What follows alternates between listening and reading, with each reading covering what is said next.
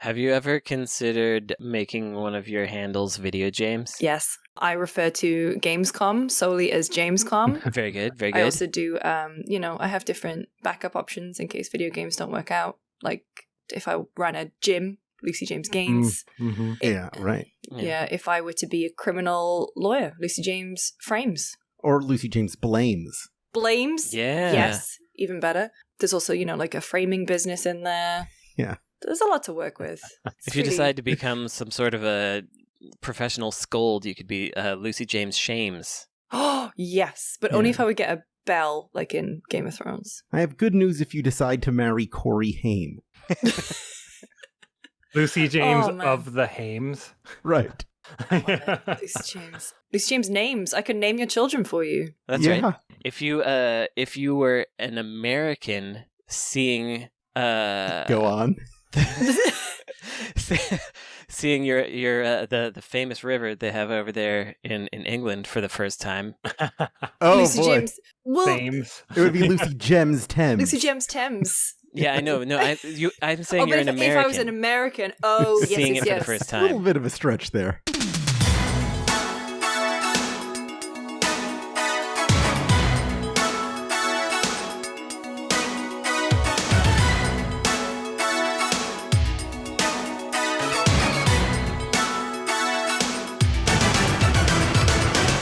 Welcome to episode 298 of Insert Credit, a video game talk show where our panelists must answer every question they get within 6 minutes, or there's gonna be a horrible buzzer. I'm Alex Jaffe, and one video game I formed a friendship over was Super Mario Land for the Game Boy. I told my mom's real estate agent's son that I'd be his best friend if he could beat a level for me, and we were best friends for 12 years after that. It's pretty good. Oh, wow. We have very different life experiences, you and me. My name is Frank Cifaldi, and a video game that I formed a friendship over. Oh, man, I have one. Okay, Oh, I'm really glad you have one, because I don't. This is a very temporary friendship, but Counts. Blasted. I caught a Phoenix Wright reference in an OkCupid profile many years ago, and messaged with an understanding of that reference, and we ended up dating very briefly. Did you message her affection? Yes. No, I did not. That might not have worked. I don't know. Does that count? Is that a Yeah, that counts. I think that was Absolutely. friendship. I'll allow it. All right. I'll allow it. I've got some friends where those are the only kinds of friends they have, pretty much. Yeah. Well, who are you? I'm Brandon Sheffield, and a friendship I formed over a video game is Vince Diamante, co-founder of Insert Credit, who I famously befriended through a weird Christian guy going through the dorms trying to introduce everybody to each other. And Vince and I were the only two people with Dreamcasts. I was playing Puyo Puyon at the time. I've told this story before. And then Vince was also playing, but he was like regional champion of Maryland or whatever. And I beat him a couple times and he got really upset. And then was like, give me a week. And then he went away for a week and then came back and then just destroyed me and was super rude about it. Spite is a super strong building block for a lifelong friendship. We became friends and we're still friends today. Yeah. So, 24 years later, still buddies. What's I don't up? remember my friend's name. So. Yeah. Video games are a stronger block for some friendships than others. Well, we have a guest on our show this week. Joining us is video editor for GameSpot and Giant Bomb and one of the hosts of the Friends Per Second podcast, Lucy James. Hello. Yes, I'm Lucy James. A friendship I formed over video games is pretty much every single one of my adult friendships, to the point where I struggle to connect with people if they don't have any understanding of video games. That is a problem that happens. And it's actually quite alarming. I can't relate because I also have comic books, but that's the end of the list. That's the thing. I've got movies, I've got comic books, but genuinely, I think, and because I've been on some Tinder dates with Tinderellos and Tinderellas or whatever recently, trying to talk to people who who have no bearing in this world, it's very difficult. Maybe I've just been too entrenched in it for too long. Yeah, if I can't say, oh, did you see the Kojima movie review tweet? He clearly hated it. Yeah. If I can't get, if people don't understand that reference, I'm like, okay, wow, I need to work on myself. Well, I couldn't date you, I guess, because I have no idea what you're talking about. So. Oh, when Kojima just tweets "saw Captain Marvel" without any kind of exclamation attached, it means he hated Captain Marvel, for instance. And he did that with the Super Mario movie. Oh, hey! I think he did. I think he just saw the Super Mario movie. But yeah, if he posts a big long thing, it means he loves it. And if he doesn't, if he just gives the emoji, it's a fate worse than death. He we didn't exactly get, because he didn't tweet about it, but during the Tokyo Game Show, he said that he wasn't going to be there at the Tokyo Game Show. And then we had a helper person who was handing out flyers, and they were doing a very good job. And at one point they were like, I think I just handed out a flyer to Kojima's group, because there was a guy walking by with kind of like a little sort of a mushroomy haircut that was surrounded by dudes. I was like, Kojima said he wasn't here. But then, like 10 minutes later, there was like a photo of him at a Tokyo Game Show booth. And so he took our flyer and said nothing. So so there's one level worse than saying saw Super Mario. Mm-hmm. It's saying nothing at all. It's saying nothing at all. I disagree. That's a no news is good news situation. Yeah, I think Kojima just tweeting "saw Super Mario Brothers" is his way of saying, "Don't ask me about Super Mario Brothers." I did see it, but I don't have an opinion. Or maybe it's his "thank you for the free ticket." Right. Here is my compulsory social media post to prove that I accepted it. Yeah, I don't think Kojima has had to pay to go to the movies in 15 years. I have found it more difficult to connect to movie people and music people than video game people for some reason. Because it's broader. There's a lot more kinds of music and movie people than there are kinds of video game people. Sure, but I got all of it over here. You really do. I got all of impressed. The music and the movies. So I could connect to any sort of those people, but I think the big reason is they think they're better than us. And I can't get behind that. Well, the difference is in the video game sphere, we are better than them. Right. And we hate ourselves for it. Don't you bust out actually video games make more money than blah blah blah combined? Yeah. No, I don't do that, because then they're like, oh, so you must be doing quite well. Yeah, capitalism is not really a great defense of your hobby ever. I'm going to get started with the actual questions I wrote for this show. Here's the first one. Good idea. Is there a meaningful distinction between a mini game and a game within a game? Oh. All that we see or seem is just a game within a game. All that we see you or Lucy James is but a games within a game.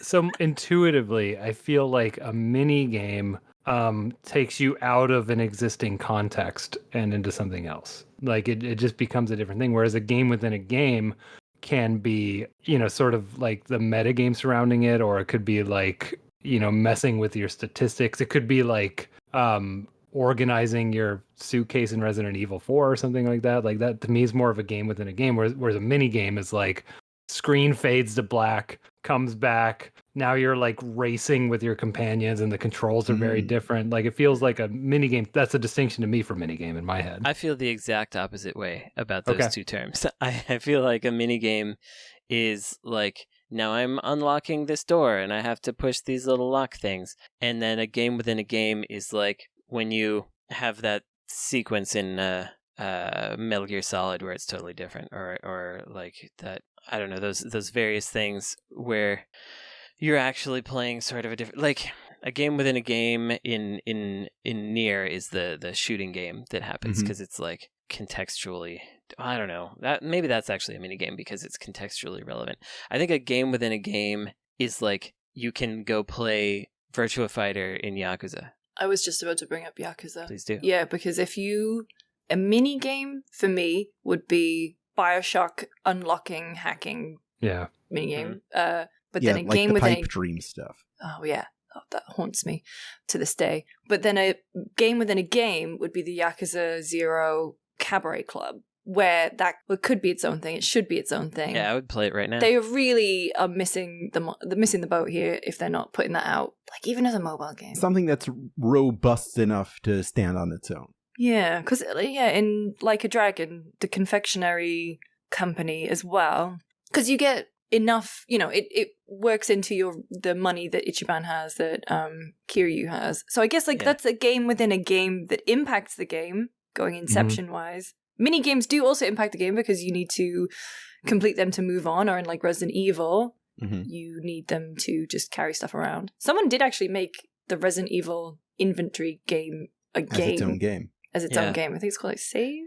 And someone did a thing with all the various types of unlocking as well and made that a game. You know, I feel like this conversation makes me feel like we need a third term, because I'm kind of agreeing with both directions simultaneously, because while I agree that the cabaret minigame is a minigame, what then would we call, like, this is a very obscure example, I'm sorry, but in Harmful Park on the PlayStation 1, there's like a tank minigame where it's 4 players with these chubby little tanks going around, and it has nothing to do with the main game. What would we call that if not a minigame? And it's not within the bonus game because it's like from the top menu. Maybe it's maybe a bonus game. Yeah, it's like a separate game. Like if you had to launch it separately. But I think if you encounter it within the main game, it's a mini or game within a game.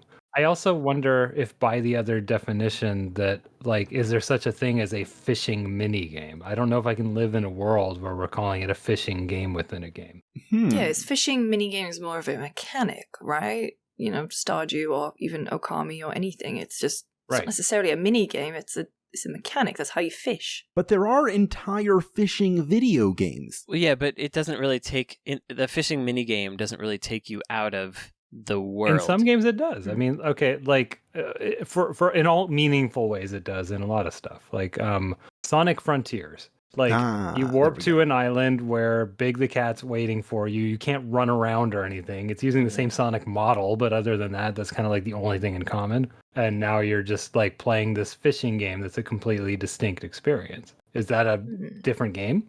Or is that just a mechanic that Sonic does? Like it feels like you're playing like a totally different, engine almost. Like it's just a completely distinct thing. Yeah, I mean, it gets tough when I don't think this happened in Final Fantasy 15, but maybe it did. There's some games where you'll be playing the game and then you get into this mini game section and it like loads up you see like the Unity logo comes up. Right. Yeah. Like in the middle of you playing this game. And it's like clearly a different team made this, and it's like running but I guess technically that's a game within a game because it's running a game inside the game. So. Oh, are we going technical now? Is that our definition? I'm just trying to figure it. Well, you have 8 seconds to figure it out. Oh no! All games are big. There we go. There's no mini game. Yeah. Frank with the score. Here we go. Question 2. Speaking of big games, how do you make a really big game without overwhelming or intimidating players with its size? A lot of crunch.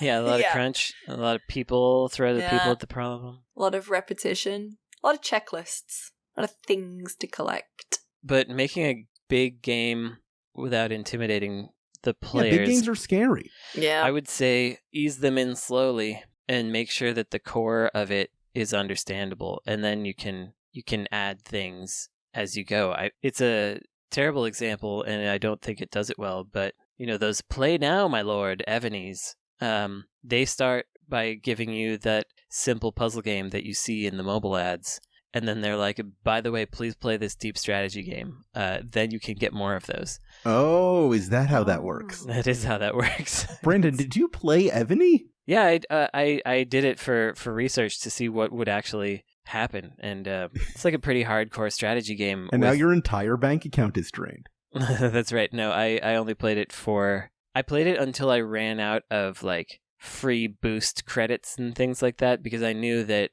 I have a real problem with free to play games, and I will just keep playing them. I don't pay, but I will spend all of my time. Oh, I assume they just stole your identity. Oh no. I mean, that's a legit game and a legit company. They just use Really? Yeah, they just use weird ad techniques. You're very surprised by that, but it's like they spent clearly like millions in marketing. There's a real product in there somewhere that they're going to make money off of. So yeah, of course it's a real game. And I think I never assumed it was a real thing. I think my takeaway here is that if you call Brandon Milord, you'll get him to engage. Yeah, whatever you're asking of him. That's right. But it wasn't the ladies saying "Play now, my lord." It was those little mini games where you slide the bars away in the right order so that the gold falls down and it doesn't get consumed by the by and the magma. in the ad, they always get it obviously wrong, and you want to go in to be like, no, you idiot, it's like this. Yeah, you gotta go in and fix it. Yeah. In terms of making a big game that's not gonna put players off, I would say that things have to be meaningful, and there has to be, this is the way my brain works, and this is why I swore I wouldn't do it, but I've dropped off Tears of the Kingdom. It's too big.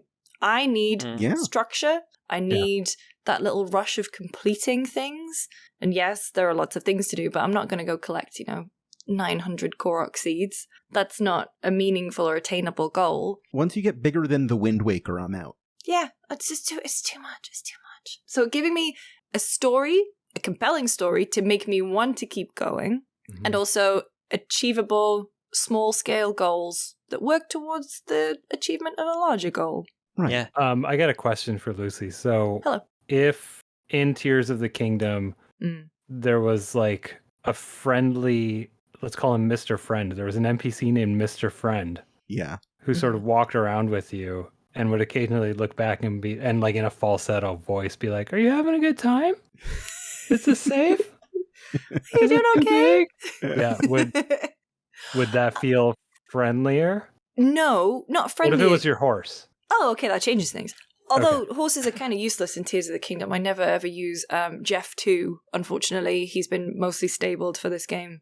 I don't know. Maybe I thought having my fish husband Sidon as like that weird avatar thing who goes around with you. I thought that would be sort of something to push me along the way, but no, he just crops up. Not enough falsetto, probably. No. Yeah. I had this similar problem to you. I haven't started it yet, but one of the reasons I haven't started it, in addition to various other things, is that the more I saw of people doing all the amazing things you can do with the building, and the more I was like, I better not ever have to do this, because I don't want to have to figure any of this out. Yeah, and I'm not it was an weird. engineer. I know that it makes some people really excited to see that stuff, but the more I saw of that, I was like, maybe they made this game for somebody else. Right. But I understand that that's not like, you don't have to do it. You can brute force most of them. Like, this looks like a job to me. But yeah, I don't want to be doing any job. It blows my mind when I watch what people make in Dreams or Roblox or other things, where they're like doing my job for fun. Right. They're like building a whole video game and having a good time. And that's like what they want. But they're doing it for free, and they're just putting it out for free. Brandon, in another world where you weren't doing this to be paid, you would be doing the exact same thing. That's 100% false. Writing is easy until you get paid to write. Yeah, I've known Brandon way longer than you. No, I would never. I would never. Yeah, would never be doing it. I think I agree with all these things. Like I don't want to actually like be creative with solutions. I want the game to have a very prescribed solution that makes me feel like I'm clever. Like I want to be like babied. Yeah. And that to me is the magic of design. I'm already scared of Baldur's Gate. I don't want to have to be smart. I want to be told that I'm smart. That's right. Yes. But not in too patronizing a way to where it's like, did you know you can read this signpost by hitting A after you've read the signpost by hitting A? No. It's more like you solve a weird puzzle and you go, wow, I'm clever, but really what you're saying is, wow, the designer was clever. Yeah. Yeah. Here's my next topic. What are the practical reasons to set a video game in the post-apocalypse? Practical reasons? Yeah. Lack of NPCs. Yeah, you don't have to make as many people. You can reuse ruined buildings and stuff. You don't need as much vegetation. Lots of brown, which was the color of an era. A lot of trailing off of Fallout. I mean, there's always people hungry for a Fallout. So if you give them something that looks like Fallout, they're like, I don't know, I'll give you money, my lord. If you're following that Fallout train, music licensing, you get to use a bunch of older songs, which I assume will be cheap at a license. All right. No Ariana Grande in the post-apocalypse. Yeah, you can argue to the music licensors that in the future, where this is set, those songs would all be in the public domain. So by right of time travel, you could use whatever song you want. Exactly. What I'm missing from post-apocalyptic video games, and if I were to make a post-apocalyptic video game, it would be like this.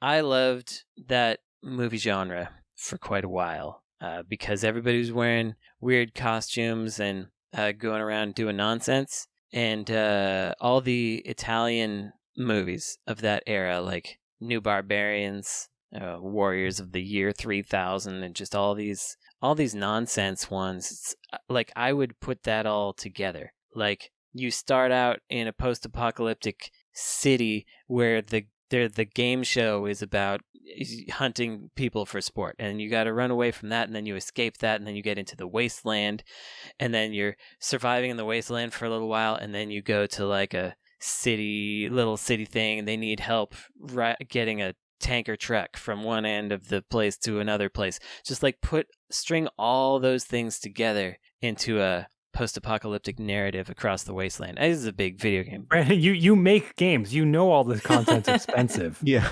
I do, but You're not answering the question. Can dream. You're opposite answering the question. Well, that's true. You are trying to make this post-apocalyptic game more expensive. I do want to do that. But I think that we've gone over most of the things that make it easy. So lack of NPCs and music rights, really? Is that? Oh, I guess reused textures is actually really went big over one. brown. Yeah. that's the big one. Yeah. Do you also think it's a psychological thing where people just need to know that when the inevitable... I saw Oppenheimer at the weekend. When the inevitable apocalypse happens, something will go on, and they just need to know that if they're in the post-nuclear fallout, that they'll be fine, and they can collect bottle caps and listen to the radio. As long as they're good at stabbing, they'll be all right. Yeah. I mean, I had another thought, and I think it's about boundaries. There's this sense when you're in a game that it artificially keeps you from seeing anything else that's beyond the borders of the game itself. But in the post-apocalypse, you can just assume there's nothing out there. This is all that's left. No, sometimes there's like a door on the edge of the map, and it's like, oh, that's the DLC. So Right. Yeah, that's what I'd assume in the real apocalypse as well. Yeah, stay away from doors. DLC through there. All right, let me go on. I think we've run out of steam here. What are the pitfalls to avoid when organizing or participating in a video game convention panel? Pitfall 2, The Lost Caverns. Yeah, don't talk about that. Oh, sorry. The Mayan Adventures. No, in the panel. My Adventures. Yeah, it's a pitfall to avoid. I just hosted one, so I should have an answer for this. I wouldn't say there's necessarily... I mean, there are things that are outside of your control. I always say if you're doing... So I did one with EA the other day, and so I was like, making sure you get everyone together to rehearse is a big one. That's an easy pitfall to avoid. Don't just turn up on the day if it's something quite prescribed. Oh, I actually do have one. Make sure you don't have too many slides. I once hosted a panel, and the dev team will remain nameless. They were very nice, very excited, but they brought 120 slides for 45-minute long. Nice. What? Had they not tested it or anything before that, I guess? I tested it, and I said, yo, you gotta lose 100 of these, or put more images on one slide, and unfortunately that didn't happen, so that kind of fell on me to be the bad guy and not have Q&A. Pitfall to avoid when moderating Q&A, just be prepared for anything. Yeah. Once hosted a panel, and the dev started to bring up Harvey Weinstein in an innocent story. Innocent story. The topic of Harvey Weinstein, not literally Harvey Weinstein. Not literally like, not I was hanging out stage. with... Yeah, no. But you got to be prepared for anything. You got to be like... You got to have a good segue prepared. You can always kind of see them too, the person that's coming up in the Q&A who's going to be like more of a comment than a question, and then just go on forever. Well, that brings up what I think the biggest thing is in my experience, which is know when to make people stop talking, know when and how to make people stop talking. Inevitably, there's probably someone on your panel that doesn't know to stop. It's usually not their fault. Like a lot of times it's people who don't speak very often, you know. Well, they're just excited, you know, and they go off on a thing. Then they're excited. That's exactly it. Yeah. How do you make people stop talking? Because I've been doing this show for 10 years, and I still haven't really... Well, you just kind of interrupt them before they're... just like that. See? Oh, like just like that. Thank you. Like, you stopped, right? And you're like... But to do it with kindness, you kind of like repeat back what they just said, and then like pivot in a way that makes it at least feel like it's related to what they just said. I hear you. I don't care, but I hear or like, you. so I kind of want to keep going with that track or whatever. And then you just go along and actually change it. I like giving time checks. We're 15 minutes in. We haven't even talked about X. We've got 10 minutes left.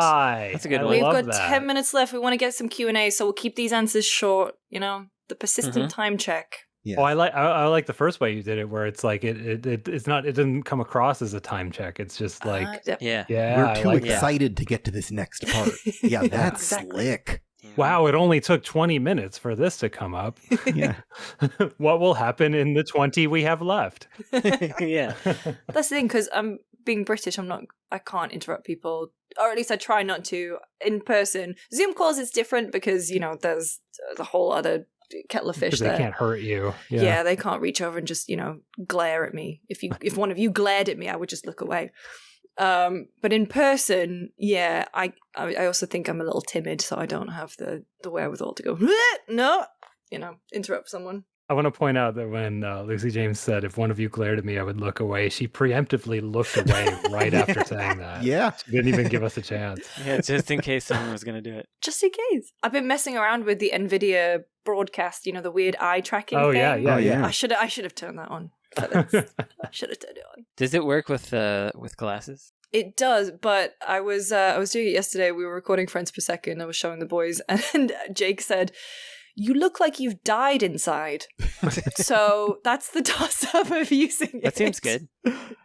Oh, so it reveals your innermost self. Yeah, basically. Yeah. It erodes the facade that we're still living in here. When will my reflection show who I am inside? Yes, exactly. I had a problem on a moderated panel that I still don't know what the solution would have been. Oh, yeah. So I was asked to moderate a panel at PAX of people who had done adventure games. I kind of, Right. And it included Al Lowe, the Leisure Larry guy, Ron Gilbert, the Monkey Island guy, and This is the one where they kept adding more people. Yes, it was way too many people. First of all, not my fault, but I made it work. But we had Dave Gilbert, who does Wadjet Eye Games and has been doing point-and-click adventure games as his job for like 15 years or something like that. And we had Roberta Williams, who was getting ready to do Colossal Cave. And so Dave Gilbert, I got to him on the panel and was able to pivot very cleanly to his career, talked about how he's been successfully doing this whole time. It's like he makes a real living, he has a studio, etc.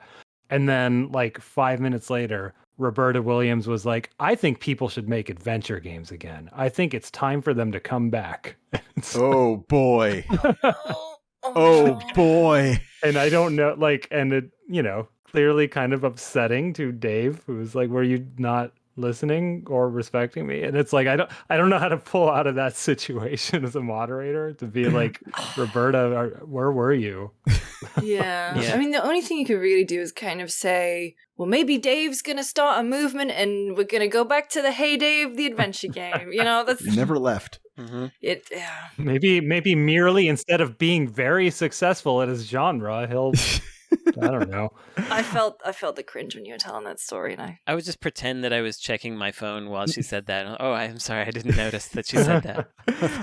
I do have one mistake. more add-on question before we move on to our next is this a topic. mini question or Yeah, this is a question within a question. Okay. How many people is the correct amount of people to have on a panel? It's 4. 4. All right, we got that. We all said 4. Awesome. Yeah. Great. 4 of them. Everyone's aligned.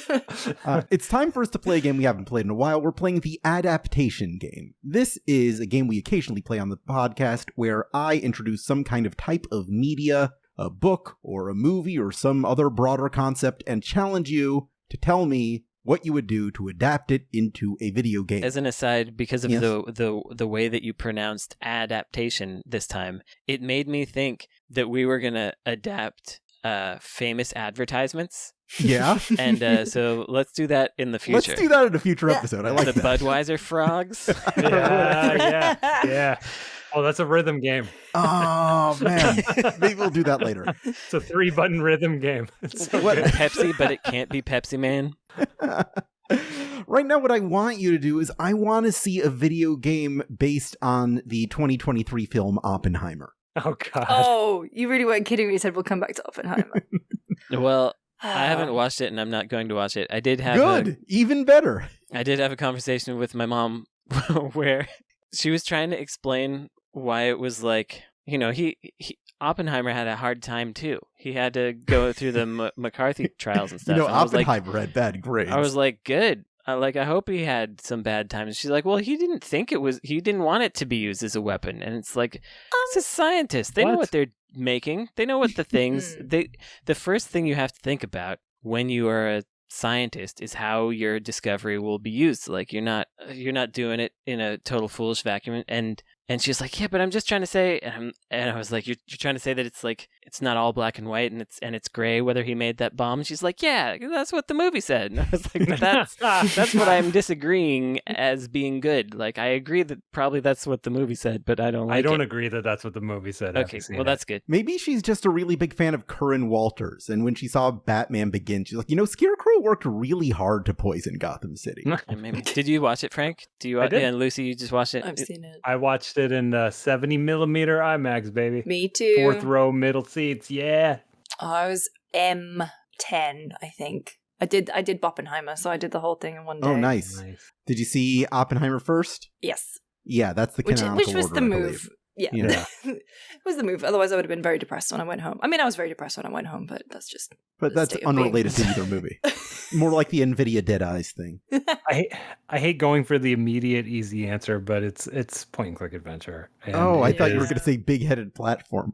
Well, I love big-headed platformers. But I don't know how to adapt this movie. Where you have to collect all the different parts of the atomic bomb. Oh yeah, it's like okay, yeah, okay, I like that. So we're in Arizona, and the parts of the bomb accidentally got scattered around the world. Oh yeah, you have to travel to different places like Paris and Chicago, and jump and avoid snails and fight bosses to get back the piece of the bomb. Yeah. Although there is a power up you can collect to become death. And that clears all the enemies on the screen. Yeah. Oh, the achievement writes itself. What about what was that Fallout game? Obviously, that's clearly where my mind immediately jumped to. Fallout Shelter. Yeah, but you're building Los Alamos. Okay. And so you have different labs, and you are increasing, you have to scout people out to go bring back the specific scientists, unlock requirements based on, is your something lab up to level 7? Well, you can't have Fuchs if you don't have that. You've got to recruit your super science super team. Yeah. But you could speed it up if you spend gems, also, my lord. Kind of X-Commie too. Well, also, Commie was a poor choice of word there. Oh, X-Commie within this game. I like this. Within the framework of Oppenheimer, calling something X-Commie is very good. But I mean, you have sudden population explosions you have to deal with, because that was a thing that happened, and it's like people are demanding another church or whatever, and you got to be we need more Jesus. You're Mayor Oppenheimer, and there's his face, Cillian Murphy face is in the bottom left corner, and as things get more stressful, his fedora angled head just angles down, and there's shadow on his face, but then you can make him happy if the citizens are happy. And you get random events like the ghost of your ex-lover comes to visit. Oh, sure. Yeah. There's a storyline. Sometimes you're speaking to your people and you're naked suddenly. That's a movie reference for Brandon. Mine is a raising simulator, and you're raising your bomb, and you can name your bomb whatever you want. And you can, feed it fish and matter. And right, stuff. and you ask it questions through your microphone, and sometimes it reveals things about you didn't know about yourself. Yeah, and Leonard Nimoy provides the voiceover. Everyone gets their own bomb. Yeah. Your own bomb is unique, but if you forget to feed it, then it dies. It explodes, and everyone dies. Yeah. You feed it marbles, which is another movie reference. Brandon Oh, yeah. Point and click adventure, I think, is you're maybe one of the housewives in Los Alamos or something. And, okay. Oh, yeah. And the Real Housewives of Los Alamos. And it's an exploration of someone who is morally conflicted or confused or something like that, and is not a major player in what's happening, but is sort of observing it. And I don't know what the sort of friction of it is or whatever, but I would do that. I would be you're not playing as anyone that is recorded in the history books. You're just someone who's kind of there and is able to see and overhear things and maybe there's some moral choice thing or something. But in the same way that I think the movie was an interesting exploration of we don't really know what that guy's opinions were. I think being able to sort of explore that in a game of like, we don't really know if people were like into this or if there were people on site who very much were not or something. So it's like what Telltale did with Game of Thrones, where they couldn't impact the show or change the course of the book, but you got these ancillary houses and you kind of experience things through their eyes. And then you could have the choice where it's like, maybe the final choice is to leave or convince your husband to leave the project. Sure. Oh yeah, you can sabotage the project. Yeah, but even then, or maybe not even sabotage, because as the player, the project's gonna go ahead. Okay. You can't affect the outcome, but you can affect whether it weighs heavy on your husband's soul. Yes. It's like I'm laughing because I'm remembering The Godfather, the game, where you were just like the game father. Some random gangster, but you just kind of happened to be like across the street every time there was like a major event in the movie. Oh, I just missed it. Love it. That is pretty good. We're going to be right back after a very quick break.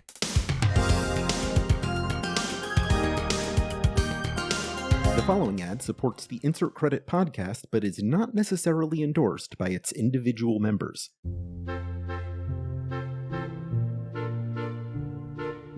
This is the Insert Credit Quick Break. I'm Alex Jaffe, and this week's Insert Credit is brought to you by Studio Supersoft's Moonstone Island. Moonstone Island is a cozy open-world game with Pokemon-like creature collecting, Slay the Spire-style deck building and card battles, and Stardew Valley-esque farming and fishing. On Moonstone Island, there are mines and dungeons to delve, crafting systems to explore, skill trees to fill out, super customizable home decorations, and 11 romanceable NPCs to smooch, including LGBTQ+ options.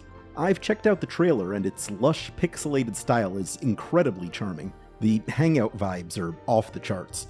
Look for Moonstone Island on PC in summer 2023. That's practically right now. A Nintendo Switch port is imminent. And if you'd like to sponsor an episode of Insert Credit with your own project or just a personal message, send us an email to show@insertcredit.com. I promise we can work something out.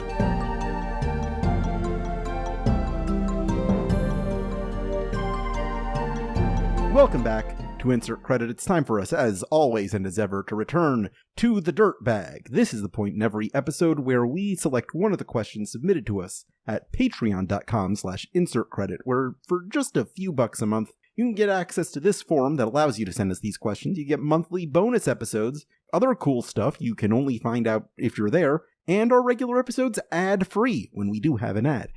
This week's question comes from Tom Arrow, who asks, plays are often categorized as either tragedies, romances, or comedies. What are some video games that would best exemplify each of these categories? We don't have a lot of romances aside from the entire genre. That genre of dating sim and right. So I guess it's going to be those, because otherwise we just have like a love interest in a game that's about something else. Yeah, like a side part of it. A game within a game, you could say. The game of love. Yeah. So romance, tragedy, and comedy. Tragedy, I mean, you could make an offhand joke about a game coming out at launch that's not doing very, like, you know, like Cyberpunk at launch. Yeah. The Sims 4 at launch. You could also go for our old friend Peter Molyneux, who's always trying to make us cry. Right. Or our other friend, David Cage. Not my friend. Oh yeah, those are ironic friends. So you know, Lucy James. Those friends aren't our real life friends. I was going to be like, Lucy, we don't know how to tell you this, but we all genuinely like David Cage games. Oh, you should have. I mean, and this was not disclosed to me before I joined the podcast, and I have no affiliation. We're huge fans of Indigo Prophecy here. I was at the 20th or the 25th anniversary of Quantic Dream in Paris because it was around Paris Games Week. It's a very short story. And they played, that was the year that their composer died. And they were like, okay, we're going to have this little montage to celebrate him. And more than half of the montage was actually to pay tribute to David Bowie, who had also died that year. And I believe it was set to a Black Eyed Peas song. For their composer. buzzer. That's very good. They That's couldn't very even. It was a very weird party. Yeah, It I was mean, around the time Detroit was coming out. Yeah, David Bowie had died, so it would have been 2016, 2017. they did work on Wow. Omicron, the Nomad Soul, so I guess I sort of. There's a tie in there with But Bowie. Yeah. It Sure. makes a lot of sense for me that David Cage would be like, it's very important that we celebrate David Bowie. Right. because- No one else can. If we don't give the statement on it, people are going to ask us. That's right. They're going to be like, what do you think about it? Okay, so sorry, it was Tragedy. Comedy, tragedy, romance. I think we've established the best comedies are like the From Software games, the Yeah. incidental comedies. I think. Like a comedy where you play with the game systems and it produces unscripted comedy, I always Right. enjoy. Yes, I think that's Yeah. more of a Skyrim or an Yeah. Oblivion type of. or Zelda, Yes. right? Right. so- Or a Zelda.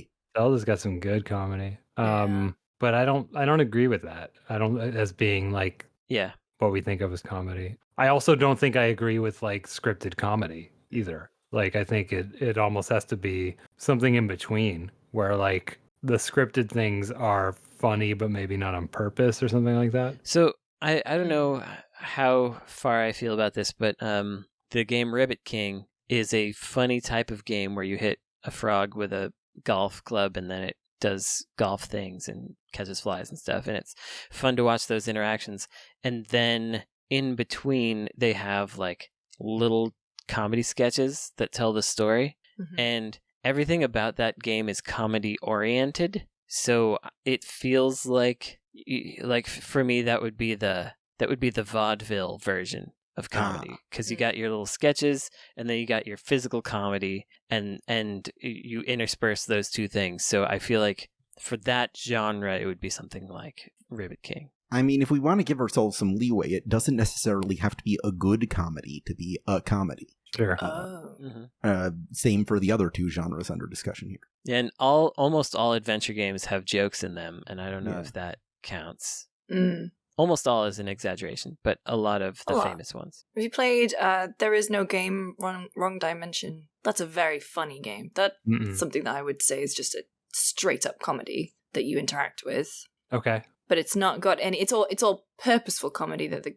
devs have put in. Nothing in it really is incidental comedy. That's one of the hardest things to do as well, is comedy in an interactive format that actually works for a large swath of people. Mm. Yeah, but to Jaffe's point, it doesn't have to actually be funny, right? Yeah. Like I was not a fan of it's that game where he started as an office worker and Stanley Parable? yeah, Stanley Parable. Like that's a comedy, right? Like Yeah. that is a Yeah. video game comedy. meant to be you funny. know, that is very much a video game comedy. Frank and Brandon love to play games with emotional appeals and just say, "Your powers don't work on me, sorcerer." Yeah, that's right. Yeah. I get emotional with games. That's not true. I just didn't think Fisher Price's My First Ludonarrative Dissonance was very good. I don't know. Get wrecked. Tragedies, I'd say every Yoko Taro game. Yeah. Yeah. Disco Elysium, depending on how you play it. How you play it? Mhm. Yeah, it could be a comedy or a tragedy or a Yeah. romance. All right, that's time. Next question. I don't know that we answered this at all. We gave a few examples. That was Yeah. fun. All right. What was our tragedy? We tried.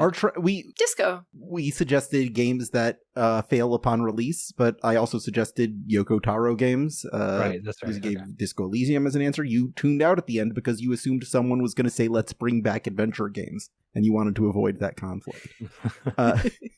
Here's my next point. What kind of video games do Americans not care about, and is there a way to change that? Managers, right? Yeah, do you care about football? As in, like, Football Manager, Yeah, we do FIFA, not. PES? That's what I had in mind. Oh, sorry, eFootball. Well, I don't even think we care about what sport it is. I just think we don't like managers. Maybe I'm wrong about that. No, because we I guess it's not a manager, but Diner Dash was very popular here, and Well, that that's is not at all what we're talking about. That is a twitchy game. It's an arcade game. I guess kind of. Yeah, but by that logic, like Tapper is a manager. It's just Tapper, but more. I mean, I'm thinking about like even like farm sims and stuff. Like, is that? they're huge in We like farm sims. Russia. Germany. Do we? Yeah, We they're do. huge Farmville in was huge Europe. here. Farmville is not a farm sim. Well, but it's like watch numbers go up, which is Yeah. to me managers are Fair. like fill bars. What about like, train driving simulator, bus simulator. Oh yeah. Because Power Wash Sim got big because it was very, Because it has the word power in the name. Oh, it's very capital O, oddly satisfying. Yes. And was it lawn mowing sim was big on Twitch for a while? Yeah.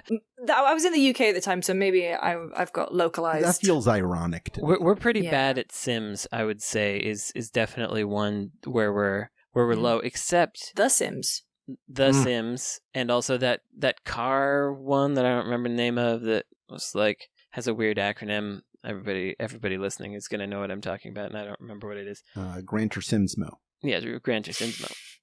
We have like Euro Truck Simulator is never gonna do it over here, but I have seen people stream them successfully and amusingly, but it's just not like the thing. And I think I don't know what it is. I've tried to figure it out. It like Germans, if you give them a simulator or a 4X strategy game, they're like, all right, I understand everything, how to do this, and here we go. It's time for me to have fun. And you give it to your average American video game player, and they're like, how can I refund this if possible? Yeah, it's almost like there's something like in our educational systems or something. Yeah. Because I think that is where to an American it starts to feel like work. Like it looks like work, it feels like work in a not fun way, but obviously we want to do work because we'll play Animal Crossing and stuff. Right. Like we want busy But work. cute work. Yeah. Yeah, maybe that's it. We can't maybe it hurts our American pride to cosplay as having a real job. Yeah, I think a difference is the level of simplification, because when you do a task in Animal Crossing, it's about 1/100th of what that task would entail in real life. Right, yeah. Whereas with these super detailed Sims, you have to go through every step of it. Yeah, we want the short road. Right. We want breadth, not depth over here. And that's why those open world games were doing so well over here. And yeah, we want breadth of the wild, not depth of the wild. That's right. I think we want more abstraction when it comes to that stuff. We want to, or it might be more like immediate gratification or something also, because a lot of these are just like, I don't know, like chain smoke and work on it every night. And, yeah, it's chipping away at it. And it's very, very slow burn. And I don't know that, I think like the nerds who had computers in the 80s here were into that sort of thing, but I don't know that that's really been an American genre since then. And that goes back to like console days too. I mean, like political sims were on the Famicom and stuff. They never really worked here. I guess we had Wall Street Kid, but I don't know if that was a success. Yeah, I don't know. Yeah, there's a lot of ones that we can't really hang with, but I think that the common thread is depth and detail.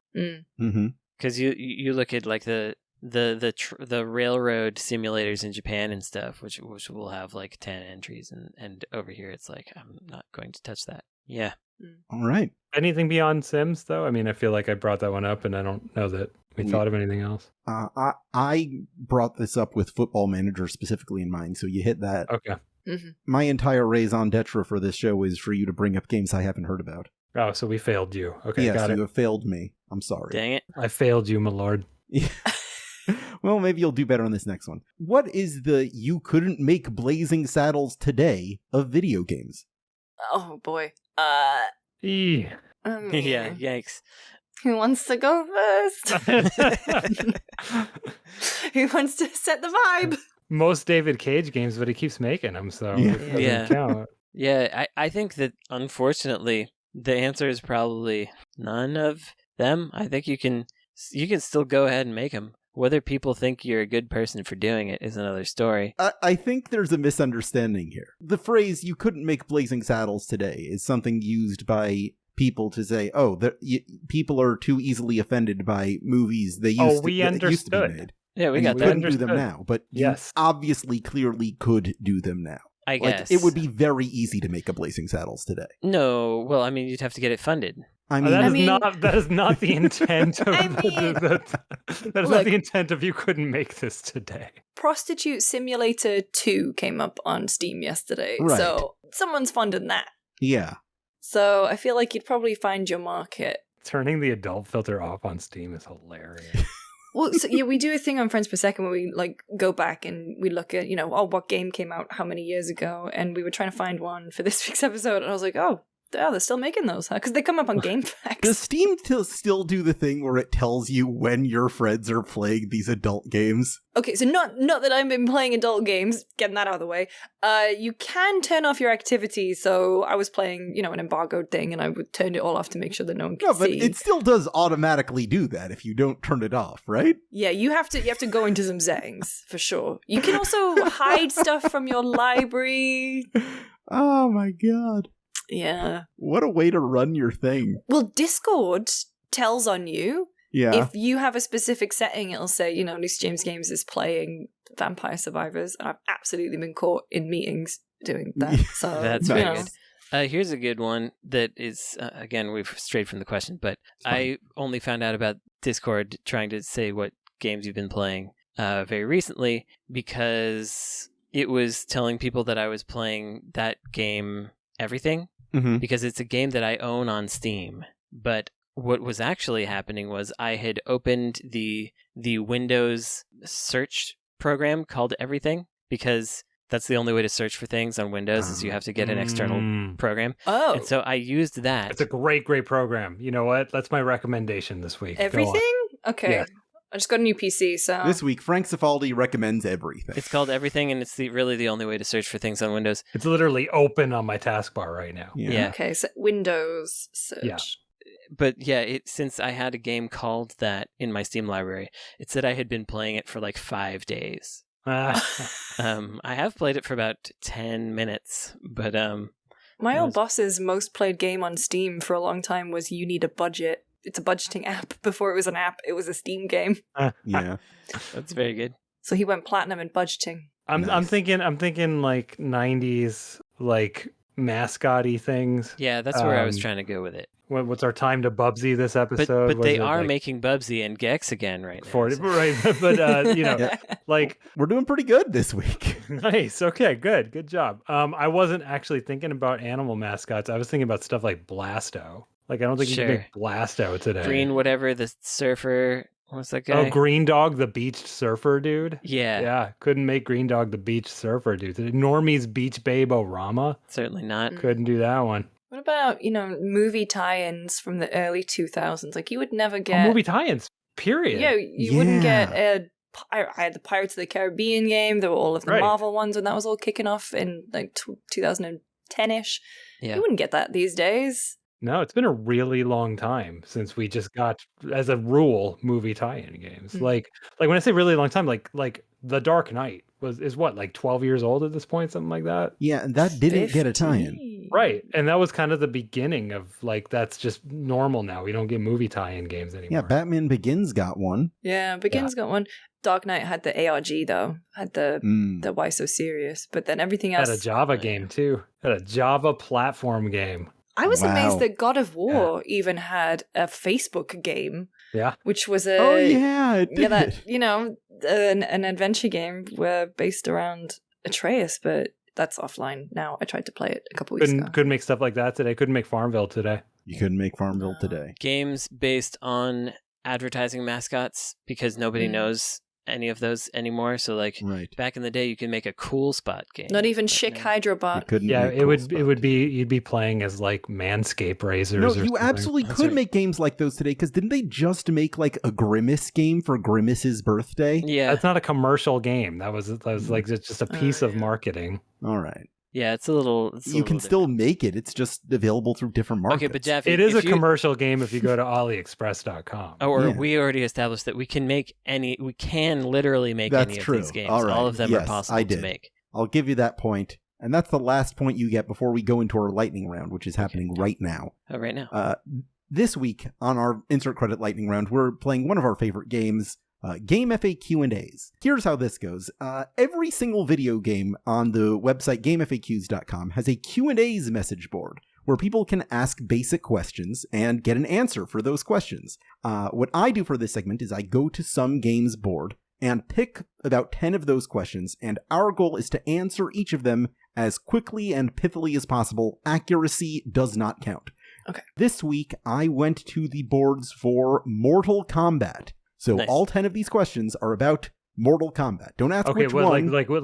which Mortal Kombat? Just regular original Mortal Kombat? I pulled from a couple Mortal Kombats and Okay, so amalgamated. the franchise. Okay. The franchise Mortal Kombat. Here we go. Got it. Our first question. How do you do it, fast or slow? That's not fair Um, to start with. it depends on if you want to finish him. Nice. Oh my Well, god. Hey! you won the I'm episode. sorry. Absolutely quick lead. Question 2. Can You should be just stop the show. Lucy won. That's Sorry. it. I worked way too hard to gather these questions. Okay. Question 2. Can you be reptile? Well, there's a conspiracy that says all the politicians already are. So Yeah, Yeah. I was trying to come up with that. I couldn't do a good answer version though. Yeah, that's good. How do you do the dullard cheat? you shake your hands down to the left and then up to the right, and you swing your legs back and forth. Yeah, I is don't that how get you it. do it? Yeah, that's how you do the dollar cheat. All right. Do the dollar cheat. It's a dance. Frank. What is the GBP? Great British Pound. Sure is. The Great British Pounding of a lifetime in Mortal The Kombat. Great British Pounder. It's a gross, bombastic product. Yeah. Why does Earthrealm still exist? So that NetherRealm has a place to get people from. I don't know. That's true, though. I thought you were going to say pizza, which Maybe. is also true. Yeah. Like maybe they don't make pizza in the Nether Realm. I've never seen a Netherrealm pizza. Yeah. Is Shang Tsung awful to you?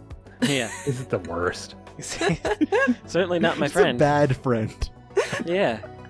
He never wishes me happy birthday. Yeah. No. No just awful. consistency to that guy. He just changes all the time. Very fair weather, depending on whether I'm, currently supporting the legions of hell or not. Yeah. Who is the best character? Shang Tsung. Bubsy. He's awful, but you should see everyone else.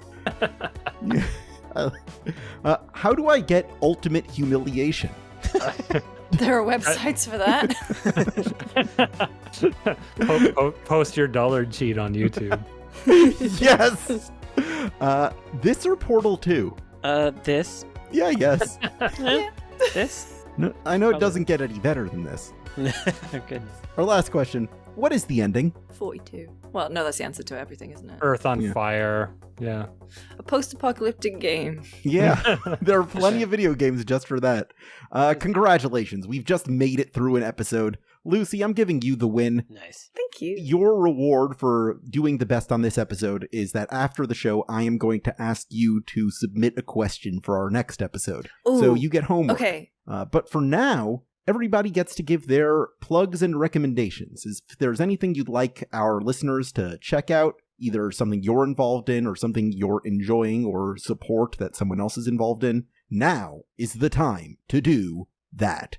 I'm going to expand quickly on everything. So just Google Windows Everything. It's voidtools.com is the website. And sometime after Windows, maybe like XP, they changed the way that files are like cataloged. So searching for something on your computer takes a really weirdly long time, and it used to be Yeah. instant. Mm.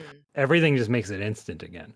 Like it reminds me of how computers were like 20 years ago. You just Yeah. search for a file and it's just like, yeah, what this? You couldn't search for everything today. Yeah, so it works with, I mean, I've got like multiple hard drives across this network that we're on and stuff, and it's just like, it just instantly tells me what's on anything. It is the only way to find stuff on your computer, my lord. So go check it out. Correct. Who's next? I could go next. I'm just gonna do another recommendation of Kimimi's blog, the game eating she monster, just because like sometimes you'll hear me or Tim talk about some real obscure video games on here, and quite often the only person that has written anything about those video games in English ever is Kimimi, who does a great job of bringing to light a lot of games from Japan that have never been translated, games from like Euro microcomputers that you wouldn't have necessarily interacted with unless you were from there. It's the only place on the English language internet where you can read actual information about the plot and which one is best among El Dorado Gate on the Dreamcast, the multi-part 2D RPG that Capcom released on the Dreamcast only in Japan. Like,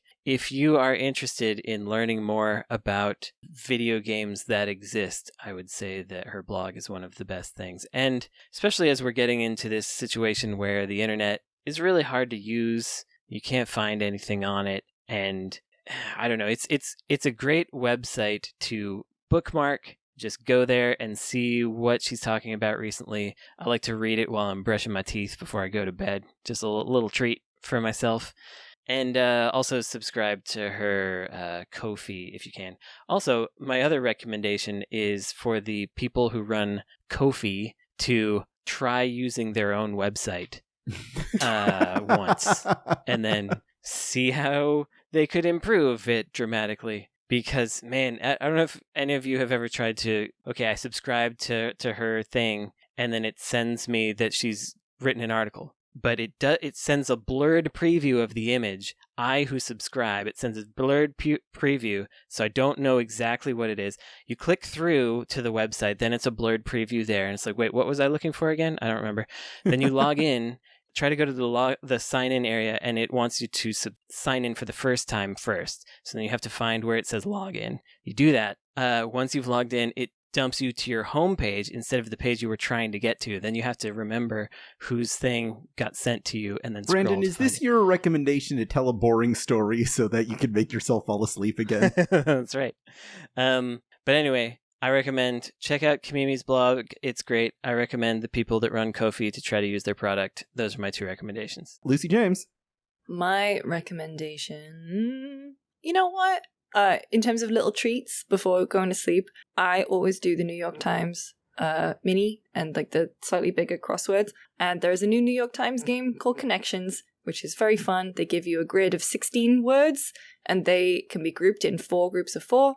It's a very nice time. Doesn't necessarily make me feel, it doesn't succeed at making me feel like, oh, I'm the smartest person in the world, but it's just very satisfying when you get them all. And I've been very busy lately, but I always take a minute or two just to do that in the evening, and it's very nice and relaxing just before you go to bed. It's nice to wind down with a thing. Also, do you want to recommend any of the properties that you work? Oh, should do that probably. Please. So I work at GameSpot and Giant Bomb. The big GameSpot ticket this week for me is we're still doing our series audio logs. So we just put up an episode with Sam Barlow talking about the algorithm that powers immortality to make sure that you get served the subverted scenes. It's really interesting. I felt so bad because we had to cut a 2-hour-long video shoot down to 15 minutes. Whoa. And it pains me. And it's also quite funny because in the transcript, there's a point where Sam Barlow just goes, "Oh God, I'm talking too much, aren't I?" And give us the video. We'll publish it. I'll give you the file. And then there's a comment I didn't realize I got picked up. It's me going, "I'm already dreading having to cut this down." So that's on the transcript. So that's the big thing about this week. We've got Giant Bomb stuff as well. Jeff's Bizarre Adventure. We're doing the Cowboy Bebop Gaiden. It's an anime podcast where we show someone who's never seen anime before JoJo's Bizarre Adventure. And then Friends Per Second, we've got Sven from Larian talking about Baldur's Gate and Xbox Series S and all the stuff that kind of came out of that, and all the discourse that's been online recently. He had some very interesting takes. The spoiler is that he doesn't really care, which is very fun. That's great. So those are my 3 jobs. I'm sorry. I'm taking good American jobs. I'm coming over here. No, we don't need them. We're happy to give them to you. We would give them to Americans if any of us were good at it, but like we just established, we just want to take the Animal Crossing shortcuts. We're not robust sim people. I recommend that every video game media outlet that cuts its interviews puts the full ones in a box somewhere and then mails them to the Video Game History Foundation. Yes, that's a good one. We can connect after this because I've got some good stuff that we've been sitting on. Let's do it. Yeah. All right. Cool. I have some recommendations. I would like to recommend that if you enjoyed this episode of Insert Credit, please rate and review our show wherever and however you can, like Hoppit New did, who said, "In no other podcast will you hear as much conversation about the Sega Saturn, the Atari Jaguar and the PC Engine is this one. I don't know if that's true, but Probably close. I'll take it. Probably you can also not support true. us on patreon.com/insertcredit, where you could become a patron to submit your own questions, listen to monthly bonus episodes, get more exclusive content, and listen to our regular weekly episodes ad-free. If you'd like to sponsor our show with an advertisement or personal message, it's easy and affordable. Just contact us at show@insertcredit.com and I'll be in touch. You could also join our community at forums.insertcredit.com or find videos of these episodes on youtube.com/insertcreditshow. Buy Hyper Gunsport everywhere and wishlist Demon School on Steam. Listen to the Video Game History Hour if you'd like to hear more Frank Cifaldi without our smoldering chemistry. Boom. This episode is edited by Esper Quinn with original music by Kurt Feldman. I'm Alex Jaffe. I'm Frank Cifaldi. I'm Brandon Sheffield. And I'm Lucy James. And now I am become Death Malord.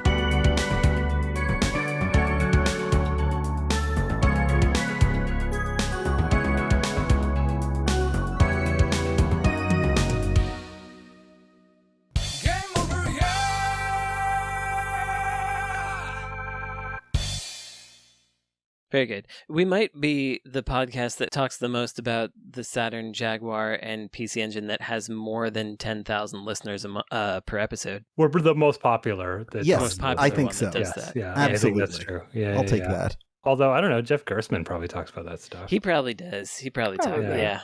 Yeah. He's more. You know what? I'm popular than taking us. it anyway. Come fight us, Gerstmann. Yeah, You know come where over we here live. and say that, Gerstmann.